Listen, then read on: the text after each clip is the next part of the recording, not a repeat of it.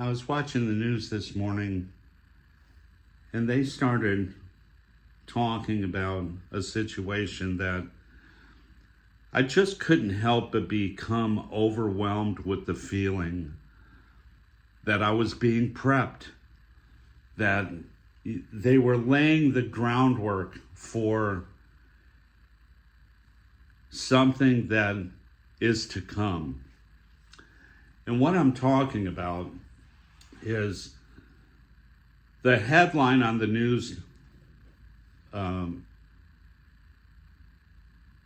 article was AI, artificial intelligence, poses the greatest threat for misinformation. You know, they're saying that our freedom, our democracy, hangs in the balance. The thing is our democracy does hang in the balance, but I don't think that it has anything to do with AI.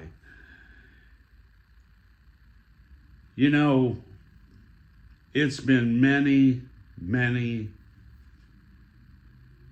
persons that view the last election as something that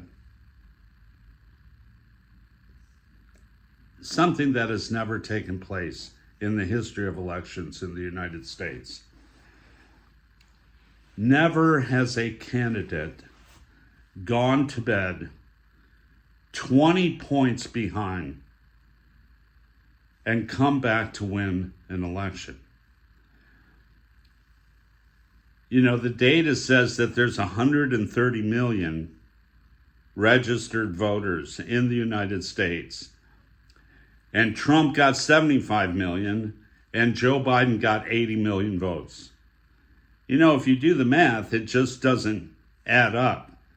There's an extra, 25, 30 million votes in that equation. And the thing is we're almost witnessing the direct opposite of what freedom meant to our founding fathers. And what I mean by that is if you turn on the news every single day, you are guilty until proven innocent. I'm not a supporter, I'm not a fan, I'm not an advocate of Donald Trump, of President Donald Trump. But I am telling you, man, if you don't think that this guy's getting railroaded, if you don't think that this guy is guilty until proven innocent, then you're really just not paying attention.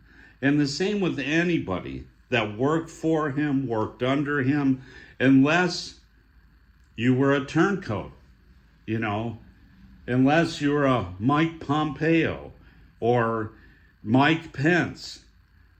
You notice those guys aren't being brought up on charges for collusion. Mike Pence was the vice president. He supported Donald Trump in everything that Trump did. Mike Pompeo was the Secretary of State, I believe. I could be wrong on that. But the thing is if you're in the cabinet of the president, that means that you're all in on what they stand for. But yet these guys are pointing a finger at Donald Trump and he's in trouble and they're not in trouble. I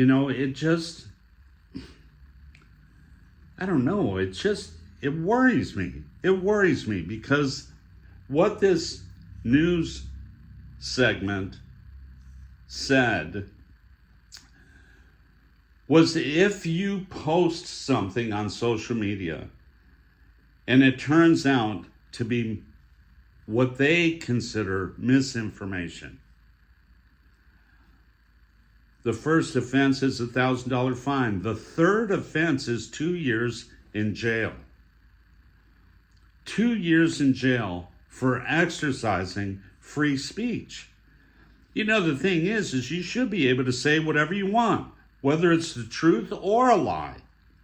The thing is the future of the democracy doesn't hinge on what one person posts on Facebook, especially that one person who only has 500 friends. Even if somebody on Instagram has 1 million followers, somebody like Taylor Swift has 20 million followers. If she says the sky is black, what difference does it make? It should not be punishable by imprisonment. But they're laying the groundwork. They're laying the groundwork because the one thing that we have learned in the last 4 years is that every news outlet is no longer credible. Every news outlet runs with misinformation. It's just like the situation recently in Gaza. Hamas contacts the news media and says that Israel bombed a hospital. It becomes headlines all over the world, only to unfold into the truth that it was Hamas that misfired the rocket and it never hit a hospital. It hit a parking lot. They're saying that there are hundreds dead, and it wasn't even close to 2-digit numbers. I don't think that 20 people died. So the thing is it's okay for them to run all the misinformation they want.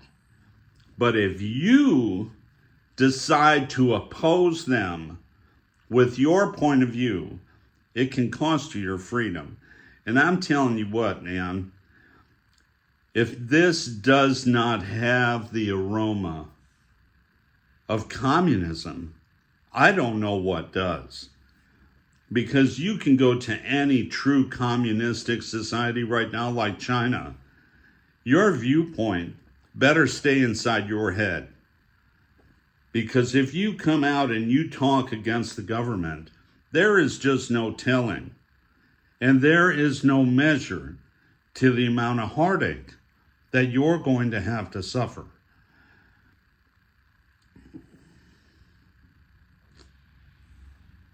What do we do? What do we do? Short of rebellion, what do we do? I can put this out here and hope that somebody at least uses their head and looks into, whether or not, your state and the state that I live in, the state of Michigan, the governor, the secretary of state, these are two corrupt women. Our legislature, Rashida Tlaib.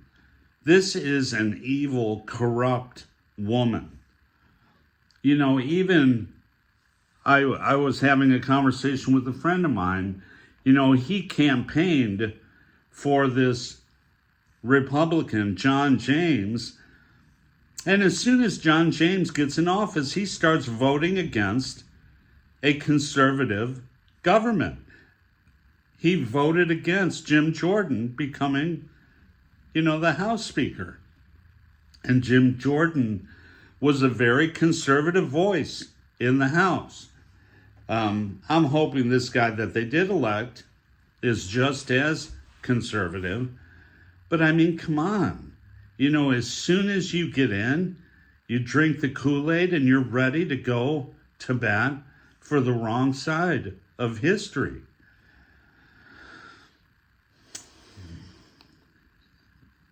It's just my point of view, but I'm telling you, there's something horribly, horribly wrong. And it's just on the horizon.